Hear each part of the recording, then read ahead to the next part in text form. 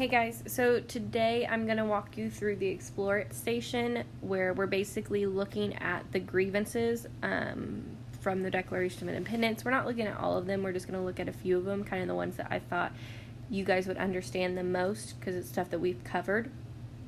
So if you remember correctly, the grievances are things that King George and the British government did not do correctly, or it's kind of like the colonists are listing reasons as to why they should be able to declare their independence. They're listing all of this evidence of stuff that King George has done wrong to them. Okay, so let's start out with for quartering large bodies of armed troops among us. And if you guys remember, the quartering was basically whenever the colonists had to house British soldiers.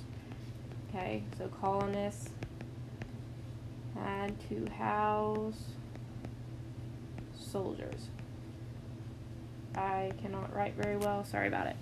Okay, so for cutting off our trade with all parts of the world. Now if you remember, we kind of mentioned about how they could no longer trade with certain like tea companies. They only could trade with the British East India Company. So he was controlling who they could and couldn't trade with. That one's kind of self-explanatory, so I'm not going to write anything for that one. Okay, for imposing taxes on us without our consent. This is the whole thing. No taxation without representation. We all know it. Okay, keyword taxes. Okay, didn't mean for that to cover up the whole word taxes, just meant for it to highlight it. Okay, so taxes, key thing. For taking away our charters, abolishing our most valuable laws, and altering fundamentally the forms of our government. Okay, this is going back to the Intolerable Acts, and if you remember after the Boston Tea Party, he punished Massachusetts by taking away their charter, or aka like taking away their governing body in the colony. So now Britain ruled Massachusetts. Massachusetts' colonists didn't rule them. It was only the king. It was that direct rule. Next one, for suspending our own legislatures and declaring themselves invested with power to legislate for us in all cases whatsoever. It goes back to them just taking away our rights, taking away the ability to govern themselves. He has plundered our seas, ravaged our coasts, burnt our towns, and destroyed the lives of our people. This is kind of the beginnings of the American Revolution. We're starting to see the British soldiers come over. They're tearing down the towns. They're starting to fight, all that stuff. I'm talking about more like Lexington and Concord. He is at this time transporting large armies of foreign mercenaries to complete the works of death, desolation, and tyranny, already begun with circumstances of cruelty and perfidy scarcely paralleled in the most barbarous ages and totally unworthy of the head of a civilized nation.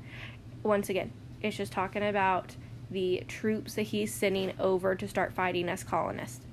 He has constrained our fellow citizens taken captive on the high seas to bear arms against their country, to become the executioners of their friends and brethren, or to fall themselves by their hands. Okay, if you remember me talking yesterday about the British opinion of the Declaration of Independence, this is kind of goes with that. He's making like British citizens fight against former British citizens. Colonists came from Britain. So, the colonists still have cousins, brothers, aunts, uncles, sisters, whatever, in Britain. So now we have British soldiers coming over and fighting former British citizens. Okay, it's that you're pitting friends and, quote, brethren against each other. And if they don't, then they have to fall themselves. Okay? He has excited domestic insurrections amongst us and has endeavored to bring on the inhabitants of our frontiers, the merciless Indian savages, whose known rule of warfare is an undistinguished destruction of all ages, sexes, and conditions. So he's trying to rope in the Native Americans, and we'll kind of talk about this a little later on, but the British got the Native Americans to get involved with the war on their side and promised to the British promised the Native Americans if they won the war, and if the Native Americans helped them win the war, then the British would help the Native Americans out and keep the colonists away from Native American land, let the Native Americans have the rest of the west of the United States, and just chill over there, and they'd keep the colonists controlled over in the colonies. Okay? So what you're going to do is you're going to pick your top 5 you think are the most important or the worst things that he did, and you're just going to list those 5 things. Okay? Have a great day. See you guys later.